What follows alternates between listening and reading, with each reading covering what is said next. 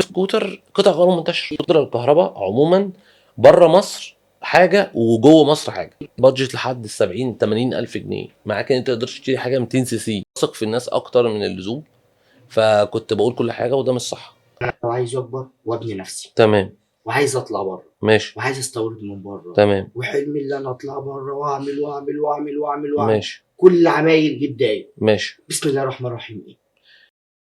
اهلا بيكم من بودكاست دكتور سكوتر. معانا شخصيه انا بحبها جدا، شخصيه على المجال الشخصي محترمه جدا جدا جدا. وعايز اقول لكم على حاجه، انا مستعجل اسمع قصه حياته، ازاي الراجل ده بدا في سوق كله حيتان، سوق كبير فيه عتاوله كبيره، بقى وحش في الاستيراد، بقى وحش في الصنعه، بقى وحش في البيع والشراء.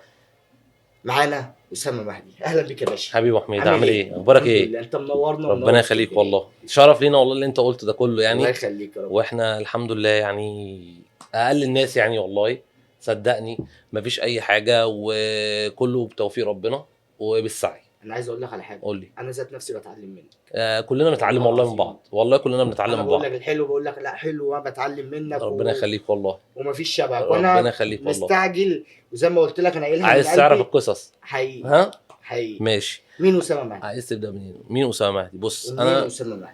انا من اسكندريه اصلا. عشان دي كانت مفاجاه ليا انا الصراحه. استغربت انت ما تعرفش ما ان انا كنتش منين. اعرف انت لا انا من اسمك. اسكندريه.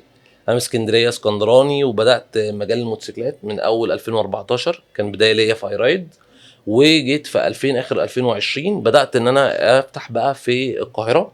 فبقى لي اولموست النهارده 5 سنين في القاهره.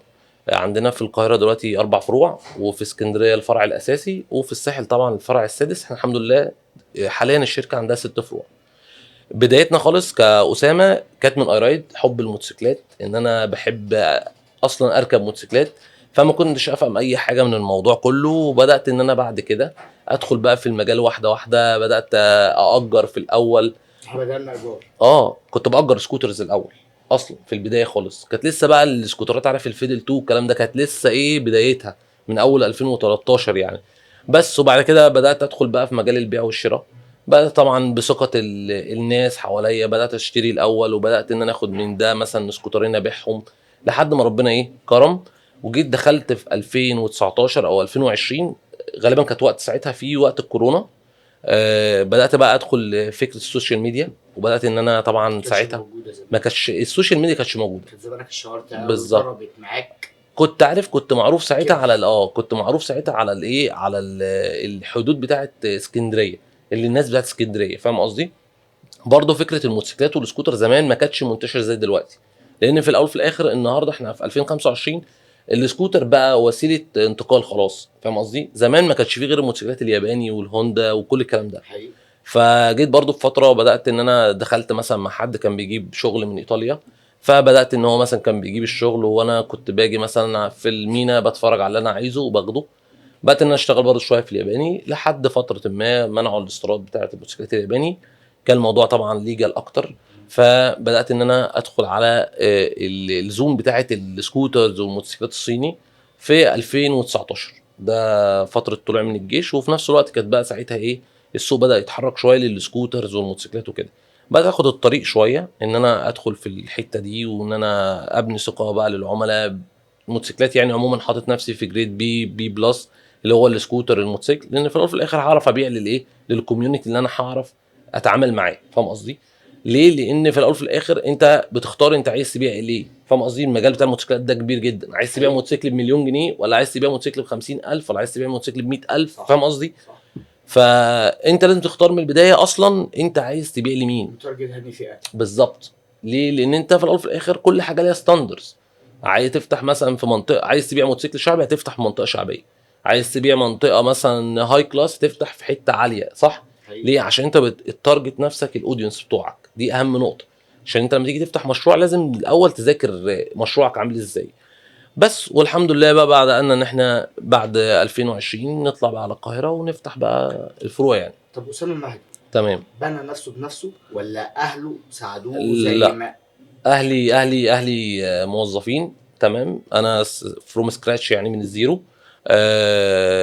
ولكن والدي برضو كان بيزق معايا مثلا في حاجات، ان انا مثلا كنت عايز اشتري حاجه كان بيزق معايا طبعا ماديا يعني في الاول فاهم قصدي.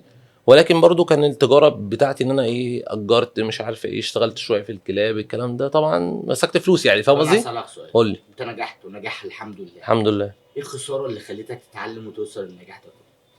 الخساره، الخساره اللي خلتني، بص مش هنقول عليها خساره، ولكن هنقول عليها ان درس في استفدناه. ممكن ان انا كنت مثلا يعني بثق في الناس اكتر من اللزوم، فكنت بقول كل حاجه وده مش صح. في البيزنس مش صح ان انت تقول كل حاجه، فاهم قصدي؟ بس في الاول وفي الاخر انت بتبقى بتتمنى لغيرك الخير وغيرك يتمنى الخير، بس لازم تبقى انت برضو ايه، شخص ليميتد يعني. احنا جينا ماشي. لاهم سؤال الناس بتساله، تمام. ايه هو بقى؟ ايه هو؟ اشتري سكوتري. تشتري سكوتر ايه؟ بص، خلينا نتفق الاول اهم نقطه، انت ميزانيتك ايه؟ قبلك حد قال لك طبعا اكيد، كل يوم. تمام، بس هي الفكره كلها ان لازم كل واحد يبقى عارف الميزانيه اللي هيقدر يشتري بيها. ليه؟ لان انت النهارده ممكن تكون عايز تشتري حاجه كويسه قوي بس سعرها غالي. فالسوق النهارده فيه فرايتي كتيره جدا، في شركات اكتر من 5 6 شركات بتبيع سكوترات. فانت عشان تختار حاجه كويسه تختار على البادجت اللي معاك، فاهم قصدي ولا لا؟ يعني انت ممكن يكون مثلا البادجت معاك مثلا سي مثلا 40000 جنيه، كده خلاص انت محصور ان انت تشتري حاجه 150 سي. طب انا النهارده عندي مثلا بادجت لحد 70 80 الف جنيه، معاك ان انت تقدر تشتري حاجه 200 سي سي. ممكن تشتري 200 سي سي باوبشنز انجكشن فرامل اي بي اس. فالبادجت هو اللي يحكمك في كل حاجه، فاهم طب قصدي؟ لو بدور على حاجه قطع غيارها متوفره تمام. وحاجه حنينه. حلو. بص خليني اقول لك النهارده اكتر شركه هي معتمده وقطع غيارها كلها منتشره والتجار كلها بتجيب قطع غيارها، طبعا هي اس او ام. اس او ام يعتبر هي اكتر شركه لان هي اقدم شركه كسكوترات، صح. فاهمني؟ صح. البادجت بتاعها على حسب، يعني ممكن تبدا من اول 60000 كتركب سكوتر، تركب من اول 60000 بس. فانت على حسب بقى انت عايز تركب فين، لغايه معاك لغايه 120 و 130000. طب هسألك سؤال تاني، قول لي. السؤال ده برضو ترند، سكوتر بنزين ولا اجيب سكوتر كهرباء؟ طيب بص، سكوتر بنزين ولا سكوتر كهرباء؟ السكوتر الكهرباء عموما بره مصر حاجه وجوه مصر حاجه. ازاي؟ الكواليتي بتاعت السكوترات عموما بتفرق على حسب السعر بتاعها. تمام. طبعا اول حاجه نزلت سكوترات الكهرباء نزلت بطاريات ليد اسيد، اللي هي البطاريه زي عارف بطاريه العربيه اللي هي الميه او الجل او الكلام ده. وحقيقي كان تمن البطاريه بتمن السكوتر؟ عشان دلوقتي برضو نص ثمن السكوتر حاليا 50%. احنا بنجاوبكم بما يرضي الله، اه ده طبعا. سؤال بيسالنا كل يوم، كل يوم بيقول لك البطاريه غاليه. بص هو الراجل مظبوط. طلع بيقول لك انا ببيع وبقول لك البطاريه كمان بكام، هو طلع يجاوبنا على كل حاجه الحمد لله. 50% 50% سعرها. تمام. فالاول في الاخر زي ما انت بتسالني سؤال بتقول لي ايه، عميل بيجي يقول لك سكوتر بنزين ولا كهرباء، هو في الاول في الاخر عميل داخل هيشتري صح. فانا لازم الاول اديله الاجابه اللي هي تمشي مع ظروفه، لانه في الاول في الاخر قال لي هشتري بنزين او كهرباء. فانا بشوف احتياجه ايه الاول وببدا اديله على احتياجه. لو هو مثلا بيتحرك مثلا في اليوم 10 كيلو بالنسبه له في حته ضيقه او في حدود معين، بقى اقول له خلاص روح للكهرباء. لكن الراجل كل يوم بينزل مثلا بيشتغل على السكوتر، عمره ما ينفع ياخد كهرباء، عمره. ليه؟ لان هو في الاول والاخر الكهرباء ده هيمشي معاه رينج 40 كيلو 50 كيلو ويفصل منه، هيشحنه في وقت قد ايه؟ يبقى هو هيضيع وقته اللي هو بدل ما يشتغل بيه، لا هو هيضيعه عشان يشحن السكوتر، فاهمني؟ حقيقي. ولكن واحد قال لي أنا مثلا انا كل يوم بروح من بيتي للقهوه وبقعد مع اصحابي ساعتين 3 وبرجع تاني، خلاص هو ماكسيمم هيمشي 10 كيلو. فلو هيمشيه ممكن يمشيه 4 ايام، فهقول له لا جو اهيد. وفي نفس الوقت لما اقول له جو اهيد واشتري السكوتر الكهرباء هقول له اشتري حاجه البادجت بتاعها قليل، ما يروحش يدفع مثلا في سكوتر كهرباء 70000 و60000 جنيه، لا اشتري حاجه ب 25000 جنيه، فاهم؟ يبقى انت وفرت نص الفلوس. لو هتشتري سكوتر بنزين زي ما قلت لك من اول 50 60000، انت بتشتري حاجه من 20 ل 25000 جنيه كهرباء. يا عم هتقعد معاك سنه سنه ونص. لو قلنا مثلا البطاريه هتعيش معاك سنتين، ماشي، ففي الاول في الاخر السنتين انت لو جيت فنطت ال 25000 جنيه هلكتهم على السنتين، انت كده راجل 100 100. انت في الاول في الاخر اكنك ايه، ما دفعتش حاجه، فاهم قصدي؟ لكن ما اجيش اقول لحد اشتري سكوتر ب 80000 جنيه و 70000 جنيه كهرباء ويقعد معاه ويحتاج بعد سنتين ان هو يغير بطاريه. فهي ليها موازنه على حسب انت هتركب السكوتر وتروح بيه فين. معنى الكلام بنزين. بنزين رقم واحد، البنزين مصر. عمره لا مصر يموت. بنزين عمره لا يموت. لغايه حاليا، لغايه دلوقتي، لغايه بقى لما يصدر جديد والصين تحن علينا بموديلات تانية وفي تكنولوجيا تانية لا مش وبلد مش الجمارك برضه بص والتراخيص. مش هو ده المفهوم العام، ولكن المايند سيت بتاعت العامه، النولج نفسها بتاعت الناس. فاهم قصدي؟ فكر مصر. استخدم السكوتر الكهرباء في ايه، استخدمه في مشاوير قد ايه. لكن الناس ممكن النهارده بيجي يدخل لي عميل عايز يشتري سكوتر كهرباء، عايز يمشي بيه كل يوم 150 كيلو. احنا جينا لسؤال حلو. قول لي اجيب ايه للشغل؟ تجيب ايه للشغل؟ جيب سكوتر ايه؟ لا بس ما تجيب موتوسيكل الاول. ليه ما قلتش سكوتر؟ لا جيب موتوسيكل. موتوسيكل لحد يقول لي ليه، هقول له ان هو اكتره حديد في حديد. لو ما بعرفش اسوق عايز اكل عيش، عندي عيال، مم. العربيه بتمن سكوتر حاليا، والناس كلها كل بيت اب ام لو عندك ابن هتلاقي معاهم سكوتر، ممكن مظبوط. تلاقي في البيت الواحد 3 سكوترات. مظبوط. فالناس كلها بقت بتتجه للاتجاه تاكل السكوتر. عيش صح بالسكوتر. صح تمن العربيه بتمن سكوتر دلوقتي، الدنيا بقت غاليه، سكوتر في رينج 100000 جنيه ومعدي 100000 جنيه. صح. عايز اكل عيش، مش عارف اسوق غيارات، ما قداميش حل غير اركب سكوتر. يبقى ساعد اركب الناس سكوتر. ازاي بقى؟ اركب سكوتر قطع غير منتشر بس واعتمادي. فاهم قصدي؟ وده طبعا خد احسن خبره من الملاك. يعني دايما ارجح عميل لما يدخل يشتري حاجه بالظبط. ليه؟ العميل هو اكتر واحد ركب السكوتر ومشى بيه وجربه 10000 5000 20000 30000، فهيقدر يديك فعلا الاجابه الصحيحه في المنتج نفسه. هيقول لك السكوتر ده فعلا معمر معايا بقاله 20000 كيلو انا ماشي بيه زي الفل. هيقول لك لا ده انا بعد 10000 كيلو باظ مني. فاهم قصدي؟ فده احسن حد ان انت تقدر تاخد منه المعلومه الصحيحه. طب انا حابب اعرف المشاهدين تمام ايرايد. تمام. ايه ايرايد؟ وايه تخصصات ايرايد؟ وايرايد بيعمل ايه؟ واسامه مهدي تمام صاحب براند ايرايد، او اسامه مهدي اللي وصص بيزنس موديل ايرايد للحجم اللي فيه دلوقتي في مصر تمام وبقى رقم 1 في السوق اللي احنا فيه ده. الحمد لله. عايز اعرف فتحت كل التخصصات ديت طيب وايه التخصصات ديت؟ ماشي. بص فتحتها ازاي؟ هقول لك على حاجه. هي الفكره هي فكره، الفكره نفسها هي كاداره وهيكله الشركه. ايه هي؟ ان احنا من دي 1 احنا ايرايد 3 اس. ما عندنا معنى ايه الاول؟ ما انا هقول لك 3 اس دي انت راجل بتعمل الثلاث حاجات في بعض، اللي هي بتبيع المنتج وبتخدمه في قطعه الغيار وبتخدمه في الصيانه. فانت رابط العميل من ثلاث حاجات حقيقي. دي من دي 1 موجوده في ايرايد. حقيقي. يعني النهارده اي فرع في فروع ايرايد هتلاقي فيه مبيعات موتوسيكلات وسكوترات، بجانبهم صيانه، بجانبهم قطع غيار. بتبني ثقه. بالظبط. ثقه. وبقى زي ما انا بستثمر فلوس في الموتوسيكلات بستثمر فلوس في قطع الغيار، عشان العميل لما يجي يقول لي انا النهارده جاي اشتري منك المنتج ده، عندك صيانه ليه؟ عندك قطع غيار ليه؟ بالظبط. يبقى كل حاجه لايف شايفها قدام عينه. فدي اهم نقطه، ان انت من البدايه من البيس خالص ان انت تبدا تحط هيكله شركتك. في ناس مثلا مشهورين جدا ان هم مراكز صيانه. صح؟ تلاقيه هو مركز صيانه، تيجي تقول له ادخل في البيع والشراء، يقول لك لا. في معرض تلاقيه بيبيع بس موتوسيكلات، تيجي تقول له مثلا تعالى خش في الصيانه، خش في قطع، يقول لك لا انا هو عارف اللي هو هيغرق. بالظبط. في واحد تيجي مثلا يقول لك ايه انا افتح مثلا محل قطع غيار بس. صح؟ مش عايز موتوسيكلات ولا حاجه. فالمانج بقى بتاع الثلاثه دول مع بعض لازم يبقى فيه هيكله، انت بتحط توصل ما بين النقطه دي والنقطه دي والنقطه دي لغايه في الاخر ارضاء العميل. انا عايز اقول لك على حاجه. الثلاث نقط اللي انت عملتهم خلوك عرفت ترضي العميل وتكسب الثقه بتاعته. مظبوط. وعرفت يبقى في فيدباك عنك كويس. طبعا. واي رايد وصل للي هو فيه دلوقتي. مظبوط. انه يبيع ويصاين وقطع غيار ويعمل الفيدباك الحلو اللي هو فيه. بالظبط. طب انا هسالك على سؤال تاني. قول لي. الاستيراد. الاستيراد في مصر حلو. سوق معلش، مهما مصر كلها تطلع تستورد حلو السوق عطشان. حلو وجعان. حلو. صح. في وقت ووقت. هسألك على سؤال تاني. مش كله. يعني مثلا لو جاء في الاسكوترات مثلا وفي بضاعه كتيره، لا السوق بيقف. ماشي، بس انا هقول لك على حاجه. قول. مش في كله، مش في حاجات بتبقى عليها استهلاك ياما فبتخرج. بس انا هسألك سؤال تاني هو مكمل للسؤال ده. الاول ما كانش حد بيطلع يستورد غير كام حد معين. ماشي.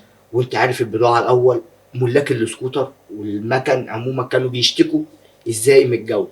ازاي وصلنا ان الجوده النهارده في مصر اتحسنت؟ تمام. بالطريقه في ايجاب طبعا كتير قوي قوي طبعا. ازاي وصلنا للمرحله دي كلها؟ انا عايزك برضو شفت قديم بقالك بتاع 11 سنه. فانت معلش اكتر حد هتدينا فيدباك عن كل اللي حصل والدرجات والمراحل اللي عدينا بيها دي كلها. مش طبيعي ده بيتسمى في البيزنس الديماند نفسه بيبقى عالي، الطلب على الحاجه بيبقى عالي. فليه الطلب؟ لان حصل قدامه نسبه مبيعات عاليه.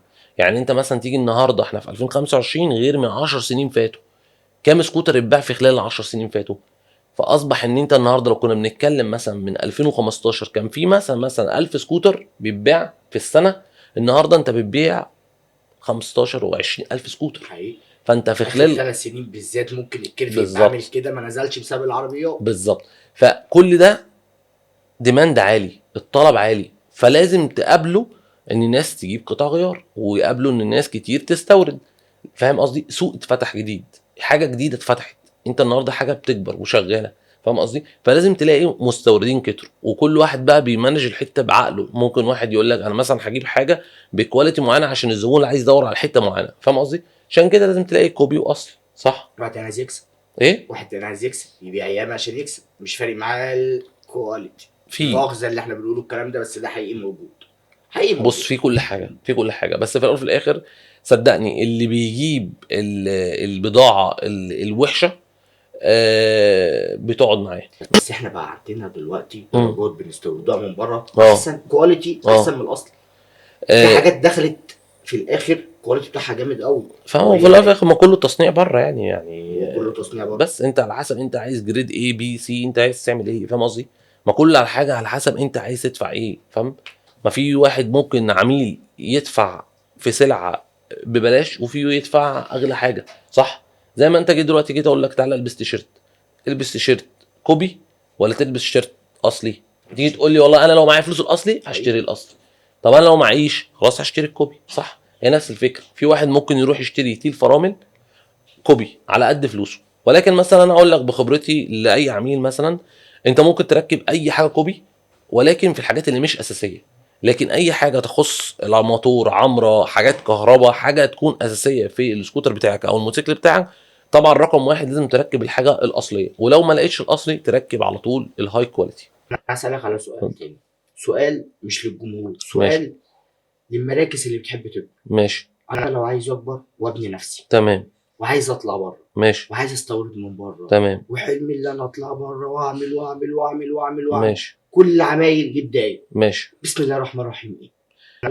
انت عشان تستورد الاول لازم يكون عندك قاعده هنا. حقيقي فاهم قصدي ولا لا؟ حقيقي ليه؟ عشان انت لما تطلع بره هعرف اودي الحاجه اللي هجيبها فين. بالظبط. صح؟ صح يبقى انت لازم تعمل قاعده، القاعده دي انت لازم تبنيها، هي دي الاساس. طبعا. تبني القاعده، تبني الاسم، تبني الثقه.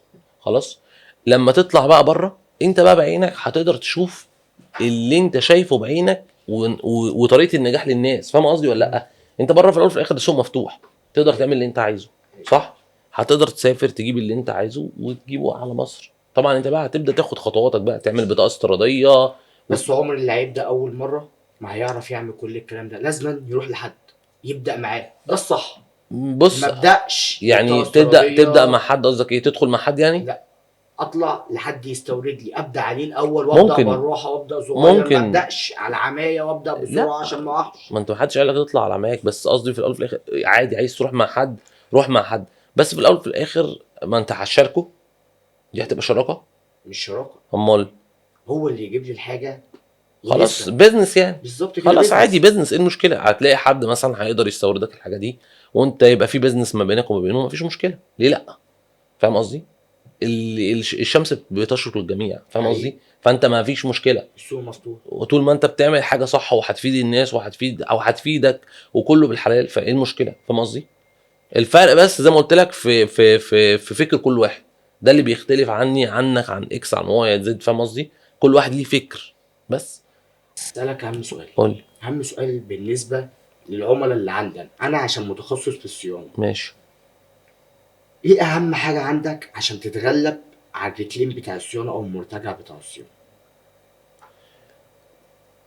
انت عارف ان الصيانه هي سمعه براند. المتابعه. متابعه. متابعه. متابعة. المتابعه دي مش كلمه خلاص، المتابعه دي من اول ما العميل بيدخل لحد ما الصناعي بيشتغل في المكنه، لحد ما بتتسلم، لحد ما بعد ما بتتسلم. لان اوقات كتير ممكن يبقى المركز عامل شغل صح والعميل ما عندوش الخطوات اللي يمشي عليها بعد ما ياخد الموتوسيكل. حقيقي. يعني مثلا انت ممكن تدخل في عمره موتور، طبيعي ان انت لازم تسيب الموتور ده، دي حاجه اجزاء جديده لسه بتطبق على بعضها، تلاقي صح؟ طبعا. فايه فكره التليين؟ ان انت الحاجات دي بتعرفها تاني على بعضها، فما تقدرش ان انت تقرص عليها. ممكن عميل الصنايعي هو بيسلمه السكوتر، او مدير الصيانه هو بيسلمه سكوتر، ما قالوش خلي بالك انت مثلا ما ينفعش تقرص على الموتوسيكل، ما ينفعش تحمل حد وراك، فاهم قصدي ولا لا؟ لازم تغير الزيت مثلا باستمرار، لازم تتابع الزيت لمره واثنين وثلاثه تشوف هل في تسريب زيت ولا لا، مظبوط ولا لا. حقيقي.